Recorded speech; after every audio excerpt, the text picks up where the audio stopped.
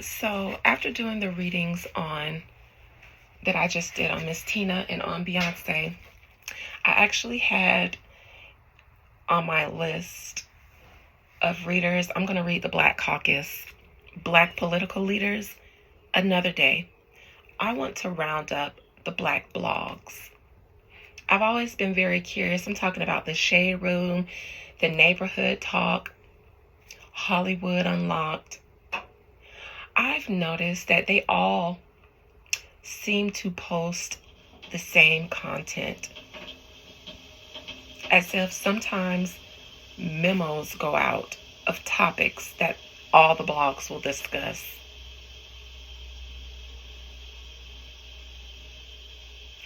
I'm curious to know if blogs are intentionally operating in order to hinder or help the Black community, because most of their commenters are minority. I like Spirit to capture the souls and the spirits of the owners of popular blog sites and Black entertainment. Hollywood Unlocked with Jason Lee, The Neighborhood Talk with Kyle, The Shade Room, I think it's owned by an African woman. Blogs like that, Spirit, they operate similarly, almost in concert with each other, even when attempting to differentiate themselves from each other. One band, one sound is what I hear in my mind, despite differences.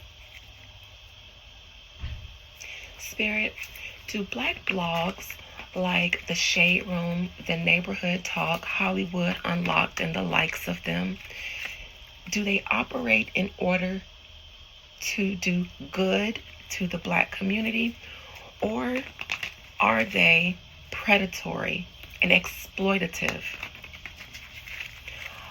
Do they do those things without knowing they do, as a byproduct of something good that they're doing? Or are they intentionally upheld as a platform for something else? What is the energy behind major Black blogs like Hollywood Unlocked, The Shade Room, and Neighborhood Talk? What is their intentions for being major entertainment news outlets and the power that they have and hold? Black blogs.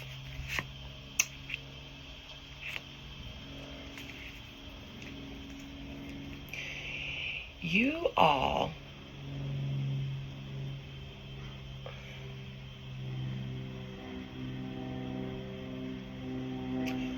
are saboteurs, allegedly. The Seven of Swords in reverse, sometimes called self-sabotage. The person on the card is a liar and a thief and a cheat. In reverse, though, is when you either admit your wrongdoings or when you yourself is displaying actions that not only hurt or harm others, but you yourself. This is someone who could also be here to expose lies and secrets. And so, in one hand, when people want to put out a narrative about themselves, they may go to these blogs and pay them. I think that a lot of things that are posted are filtered through the blogs from other parties. I also think there is something sinister about especially those three blogs in how they report and in what their reasons for reporting on Black, mostly entertainment culture. I think that they also are a way for the general public to expose themselves.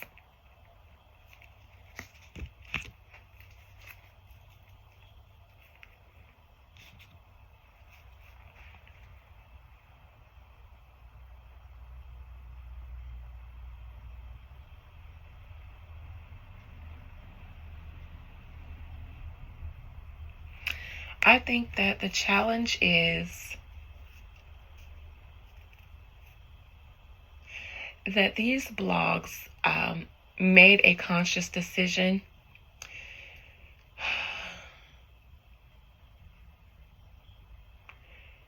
to not pay attention to the greater harm that what they're participating in does. I also think that they pretend like they don't know something about how blogs, what they're doing to the general public, who's paying attention. They overlook a lot of things because they say, well, we just give the people a platform to display who they really, they overlook something that their blogs are being used for from people behind the scenes. And I think that they overlook the damage that these platforms cause. They pretend like they don't know when they try to provoke and stir up controversy, playing on the general public. If this was all for shits and giggles, it'd be fine. But there's something else going on here that they do with the general public.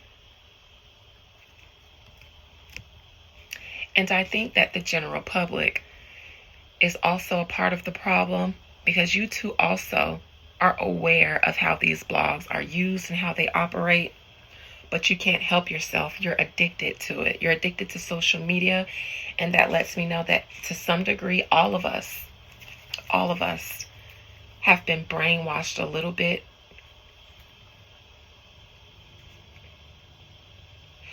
I think that they were started as a way for people who were rejected from mainstream media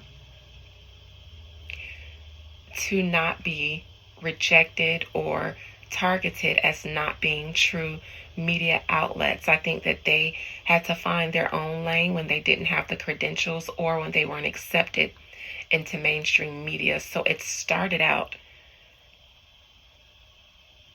as a way for new type of journalists to create their own tables to sit at when they weren't allowed a seat at other tables. But now they're used. Now they're in it with the same devils that they preach against. Since I'm talking about those 3 blogs specifically, then I'm just going to speak about those 3 blogs, the devils in disguise, not only because of devilish things they do, but people who they are.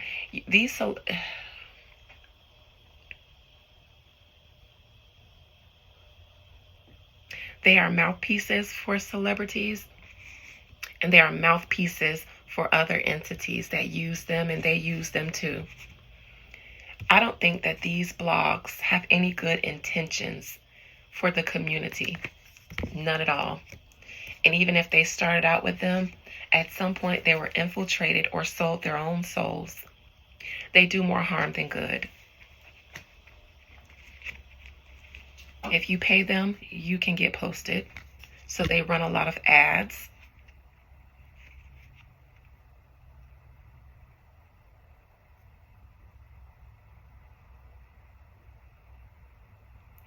These blogs aren't really for the people.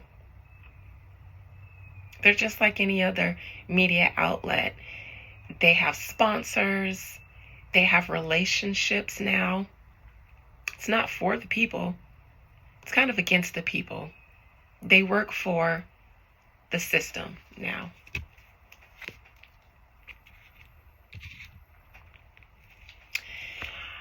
These 3, the main 3, I don't know if you guys are under some type of contract, some type of legal something in order to be the big three. Something here that you all have in common. Not a good common, though. Betrayal, maybe.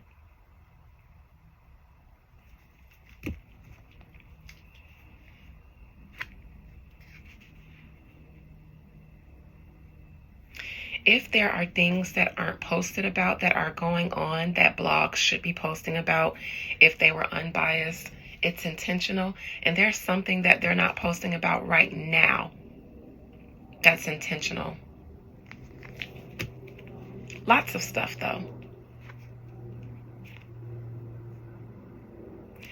Pay to play. I think that a lot of things that we see posted on blogs are sponsored, whether they say ad or not.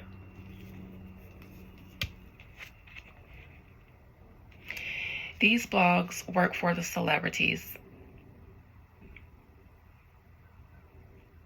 Currently, they are a part of the machine of the Knowles. So currently, they are helping the PR campaign of Beyonce. Not saying that that's wrong.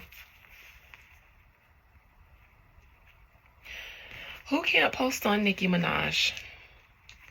Either can't post, maybe got sued, maybe got threatened, don't like Nicki Minaj.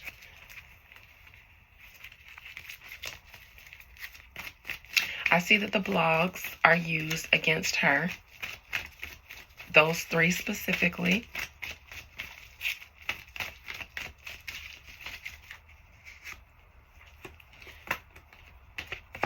They're currently overlooking, I think, something going on in the Knowles Carter clan. Maybe because the judge just ruled that Jay-Z's victim can remain anonymous. I don't know if they posted that. But there are some other things that are going on that I think their audience might like to know, but don't know. Or it isn't being covered by them. Because of who it involves, and it makes them look bad. The person, it makes them look bad, and they just may be bad, but they don't want to post that. They don't want to draw attention to it.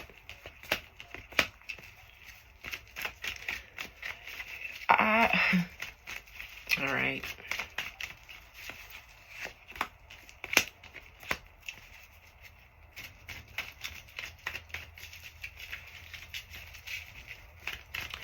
Who is run by a black woman? Isn't that the Shade Room? She got sued by somebody, or maybe threatened to get sued, or will overlook something that came out of the Diddy files. Might have known something a long time ago, might have been alerted about something a long time ago, but had some legal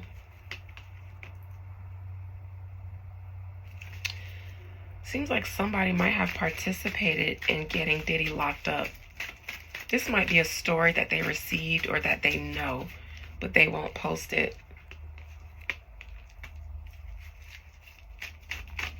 Has something to do with the Knowles Carter clan, though, I believe. The devil, near future.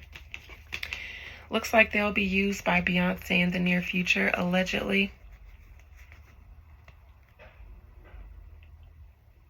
So that she can remain Beyonce and not be taken down by Jay-Z's shenanigans.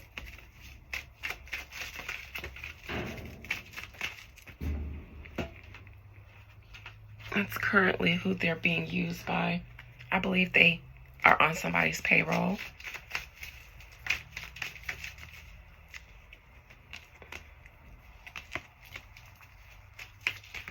Could have received something from Team Carter Knowles to keep it cute on their comments. In their posts. I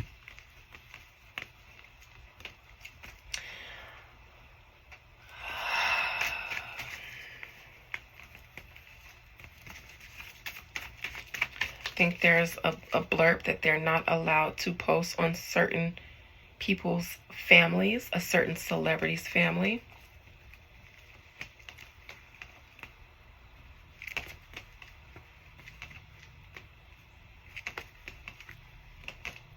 especially someone's child, that they don't like to be shown or spoken about publicly.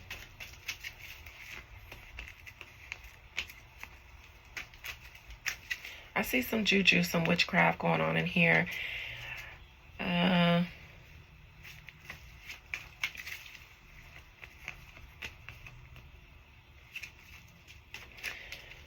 I think that these blogs are holding back a lot of information due to people that they don't want to be involved with exposing.